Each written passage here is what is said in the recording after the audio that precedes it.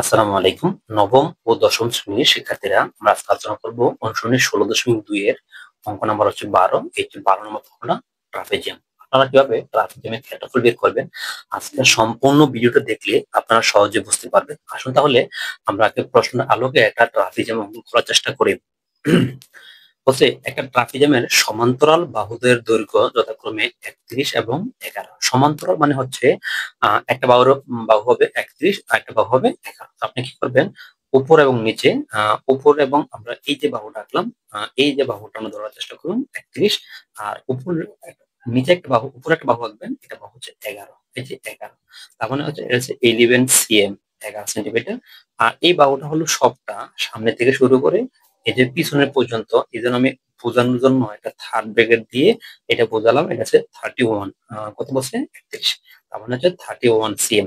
এখন আমি থার্ড ব্র্যাকেটটা কেন দিলাম, এই 31 এর মধ্যে আপনারা বুঝতে পারবেন পরে।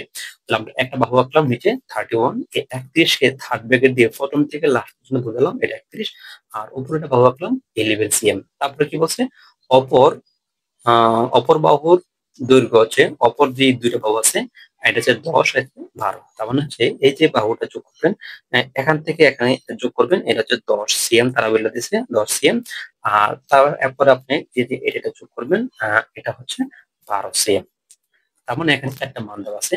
প্রথম বলছে সমান্তরাল বাহু দুইটা, একটা 31 একটা 11। আপনি বড় সংখ্যাটা, বড় যে বাহুটা এটা নিচে আঁকবেন, আনুমানে আঁকতে পারেন, আবার স্কেল দিয়ে মাপ দিয়ে আঁকতে পারেন। এটা 31, এটা আমি উপর থেকে নিচে আমাদের 11 সিএম বুঝে দিলাম থার্ড ব্র্যাকেট দিয়ে, আর উপর হচ্ছে 11। আর তারপর হচ্ছে অপর দুই বাহুর দৈর্ঘ্য, একটা 10 এটা হচ্ছে 12, মানে এটা হচ্ছে 10 এটা হচ্ছে 12। এবার আপনি কি করতে হবে, ক্ষেত্রফল করতে হবে। তো এই তার জন্য ক্ষেত্রফল হলো হাফ ইন্টু এ প্লাস বি গুণন হচ্ছে এইচ। এই যে এই মানটা লাগবে, এই মানটা বের করতে পারলে আপনি ট্রাপিজিয়ামের ক্ষেত্রফল হয়ে যাবে। হ্যাঁ, আপনি খেয়াল করেন, এই যে এখান থেকে আমি যদি আপনাকে এবার বাকি চিত্রটা একটু দেখাই, যদি খেয়াল করেন তাহলে এই যে এখান থেকে এই যে এটা হলো এইচ, হ্যাঁ এটাও হলো এইচ লম্ব। তাহলে এটা হলো 11 সিএম, এটাও এই জায়গাটাও 11 সিএম। তার মানে হচ্ছে আমি যদি নাম দেই এ, তারপর হচ্ছে বি, তারপর হচ্ছে সি, তারপর হচ্ছে ডি, আমি এখানে নাম দিলাম ই, তারপর হচ্ছে কি এফ। তার মানে হচ্ছে সিডি হলো 11, এখানে ইএফ হলো কত 11, আর এখানে দেখেন দুটো অংশ খালি আছে। সবসময় এই অংশটা এক্স ধরে নেবেন, আর এই অংশটা ধরে নেবেন, আর এই অংশটা কত ধরে নেবেন, এই অংশটা মানে বের করতে হবে। এখানে কিন্তু ওয়াই বা এফ এক্স ধরা যাবে না, প্রথম অংশটা এক্স ধরতে পারবেন। আর এটা হচ্ছে এস মিটার, হ্যাঁ এটা হচ্ছে এস মিটার, যারা আমি দিলাম, এটাও সেম এস মিটার। তাহলে এখানে আপনি এখানে বার করতে হবে কার মান, বিএফ এর মান। সবসময় বিএফ এর মান বার করতে হবে। তাহলে আমরা এখানে বিএফ এর মানটা কিভাবে বার করবো, আমি যদি একটু খেয়াল করি, আমরা এখানে লিখবেন বিএফ, হ্যাঁ বিএফ লিখবো। বিএফ এখানে খেয়াল করেন, বিএফ এই যে বাহুটা বের করব, এই বাহুটার মধ্যে সবটা বাহুর নাম কি, তা এবি। তো আমি এখানে কি করবো, সবটা বাহু থেকে বাদ দেব। কি বাদ দেব, বিএফ এর আগ পর্যন্ত কাটা ছিল আমাদের এফ, শব্দ বাহু থেকে এফ বাদ দিব, মানে শব্দ বাহু থেকে এফ বাদ দিলে থাকবে কাটা বিএফ। এবার আসেন, শব্দ বাহুর নাম কিন্তু আমাদের 31 ছিল, শব্দ বাহুর নাম ছিল 31 মাইনাস এফ। এখানে দেখেন এ এফ, এফ এর মধ্যে আবার অংশ কটা দুইটা, একটা হলো এক্স, একটা হলো 11। তার মানে এক্স প্লাস 11 দুটো যোগ দিয়ে বসে দেবে, হ্যাঁ। তারপর আমরা এখানে কি আছে, এতে 31 মাইনাস হচ্ছে এক্স প্লাস মাইনাসে মাইনাস 11। তাহলে এখানে কি দাঁড়ালো, 31 থেকে 11 বিয়োগ করলে 0, 2 20 আর হচ্ছে এক্স। তার মানে বিয়ের মান হচ্ছে 20 মাইনাস এক্স। এই যে এই মানটা এখানে আপনি বসানোর চেষ্টা করবেন, এখানে বসাতে চেষ্টা করবেন, কি দেবেন এক্স, সরি 20 মাইনাস হলো এক্স। এটা হলো তার মান, এটা হলো বিএফ এর মান। আমরা যেখানে বিএফ দেবো সেখানে 20 মাইনাস এক্স বসাই দেবো। তো আমরা এটা মান পেলাম। এবার আসেন আমরা ধাপে ধাপে করবো, মানগুলো শেষ। এবার দেখেন, যদি এটা সমকোণ হয়, এটা কিন্তু সমকোণ, সমকোণ হইলে একটা পিথাগোরাস সূত্র আছে, অতিভুজ স্কয়ার সমান সমান লম্ব স্কয়ার যোগ ভূমি স্কয়ার। এই সূত্র প্রয়োগ করার চেষ্টা করবো, এটা একবার, এটা একবার। তাহলে আমরা এখানে কি লিখবো, এ ই সি সমকোণী ত্রিভুজে, হ্যাঁ। তো আমরা এখানে ত্রিভুজের নাম হলো এ ই সি। আমরা এখানে লিখবো ত্রিভুজ এ, তারপর হচ্ছে ই সি সমকোণী ত্রিভুজে, সমকোণী সমকোণী ত্রিভুজের সূত্র পিতা অতিভুজ স্কয়ার। অতিভুজ টাকার এখানে এসি, অতিভুজটা হলো সমকোণের সামনে বাড়া হলো অতিভুজ, অতিভুজ নাম কিটা এসি। তার মানে এসি স্কয়ার আপনি লিখে নেবেন, এসি স্কয়ার সমান সমান লম্ব। এখানে লম্ব হলো কাটে লম্ব হলো যেটা সোজা, সোজা হলো কাটে সিই। হ্যাঁ, তাহলে আমাদের এখানে আসবে সিই স্কোয়ার, লম্ব স্কোয়ার যোগ ভূমি স্কোয়ার। এখানে ভূমিটা কাটে এ, ভূমিটা হলো এখানে আমাদের এ স্কোয়ার। এবার মান বসাবো, মাঝখানে ইকুয়াল থাকলে প্রথম বাদে করবো এসি। হ্যাঁ, তোমার দেখা পাবেন এখানে এসি কিন্তু মান আছে 10। হ্যাঁ, এসি মান 10 আর এই এর মান হচ্ছে এক্স। এসি মান হচ্ছে, দেখেন এসি মান হচ্ছে 10 স্কোয়ার, এই এর মান হলো এক্স স্কোয়ার, আর সিএফ এখানে এই এর মান হলো এক্স আর সি এর মান হলো এইচ। হ্যাঁ, এটা মান হলো এইচ আর উপরে স্কোয়ার।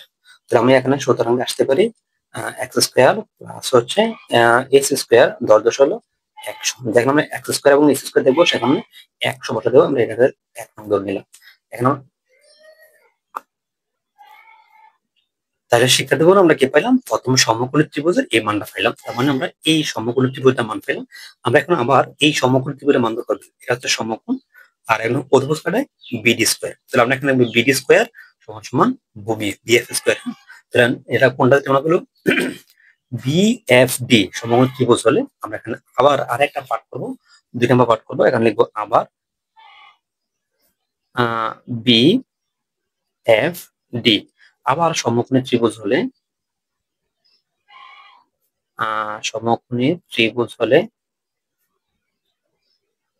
তাহলে এখানে অতিভুজটা কাটে, এখানে অতিভুজটা হলো বিডি। হ্যাঁ, বিডি। তাহলে আমরা এখানে লিখে নেব বিডি স্কোয়ার সমান সমান ভূমি। ভূমিটা হলো বিএফ আর লম্বটা হলো ডিএফ। ভূমিটা হলো আমাদের এখানে বিএফ আর লম্বটা হলো ডিএফ অপরের স্কোয়ার। এবার মান বসাবো। মান বসান বিডি। বিডি মান বলতে আমরা এখানে কত বোঝায়? বিডি বলতে 12। তাহলে বিডি বলতে আমরা এখানে বোঝায় 12 স্কোয়ার আর বিএফ। বিএফ বলতে এখানে কত বোঝায়? বিএফ বলতে বোঝায় 20 মাইনাস এক্স। হ্যাঁ, এখানে বিএফ বলতে বোঝায় 20 মাইনাস হচ্ছে এক্স স্কোয়ার আর প্লাস ডিএফ। হ্যাঁ, ডিএফ এর মানটা দেখেন, এখন কিন্তু ডিএফ এর মান অলরেডি নাই। আমি এইচ আর কি, এটা মানে হচ্ছে এইচ, আমরা এইচ ধরা ছিল। তাহলে ডিএফ এর মানটা হলো এইচ স্কোয়ার। আমরা এই কাজটা করবো। দেখেন 12 দুইবার হলো 144, তারপর হচ্ছে এ মাইনাস বি হোল স্কোয়ার, তার মানে হচ্ছে এ স্কোয়ার মাইনাস এর স্কোয়ার 2, এ বলতে 20, বি বলতে এক্স, প্লাস হলো বি স্কোয়ার আর হচ্ছে এস স্কোয়ার। এবার আসে 144 ঠিকই থাকবে, 20 দুইবার, 2 দুগুণে 4, 4 শূন্য 400, তারপরে 2 দুগুণে 40, শূন্য একটা 40 এক্স প্লাস হলো এক্স স্কোয়ার এইচ স্কোয়ার। এবার আপনি 144 ইকুয়াল ইকুয়াল 400 মাইনাস হলো 40 এক্স। তাহলে এক্স স্কোয়ার আর এক্স স্কোয়ার এর মান কত? 100। এটা মান হচ্ছে 100।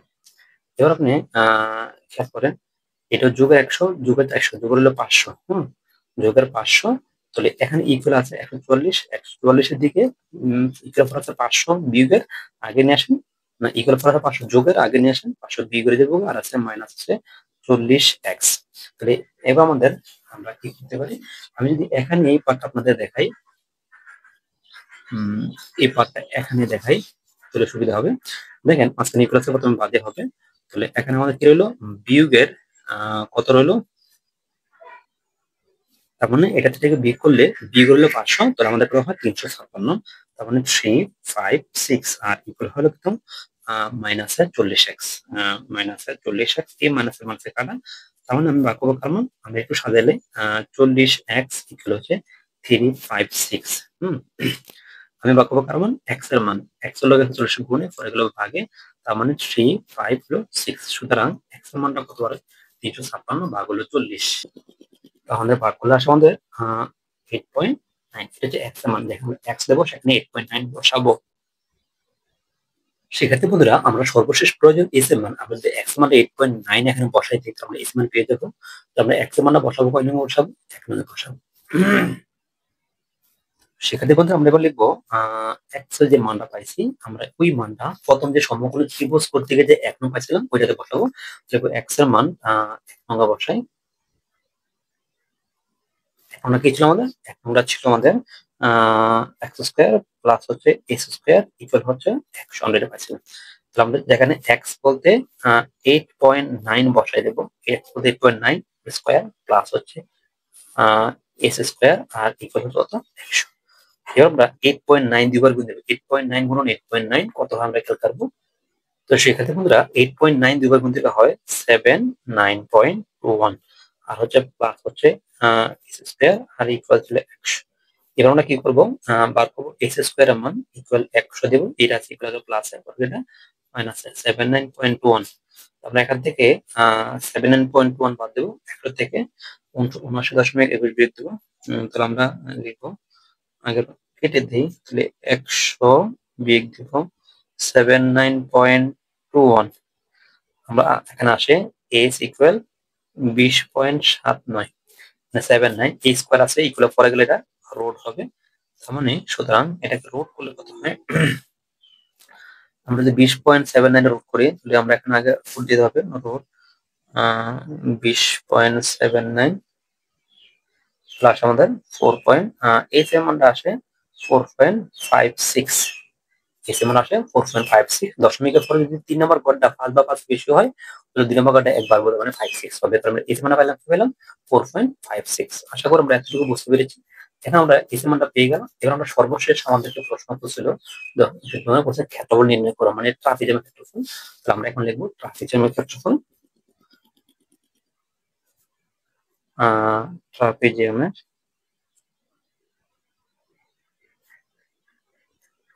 ক্ষেত্রফল।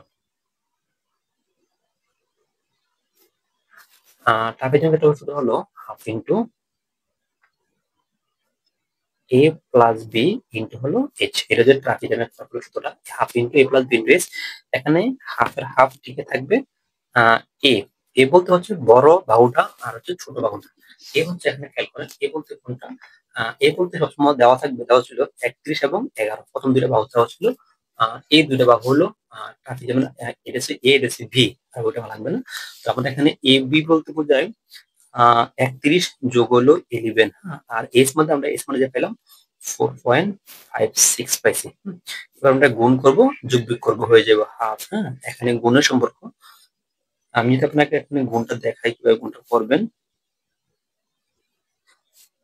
তাহলে আপনি প্রথমে 31 এবং 11 যোগ করবেন। 31 যোগ করবেন 11 যোগ করে ইকুয়াল দিক দিবেন, তারপরে গুণ দিবেন 4.56 দিয়ে 4.56 দিয়ে হবে 1. এই মানটা আসতেছে 191.52। এবার এটা ভাগ বোঝায়। মানে ভাগ দিবেন কত বোঝায়, ভাগ দিবেন কত 2। ভাগ দিবেন 2, ভাগ 2 দিলে সে 5.76। এটা হচ্ছে ট্রাপিজিয়ামের ক্ষেত্রফল। আশা করি পুরো অঙ্কটা আপনার বুঝতে সুবিধা হয়েছে। ভালো থাকবেন, আসসালামু আলাইকুম।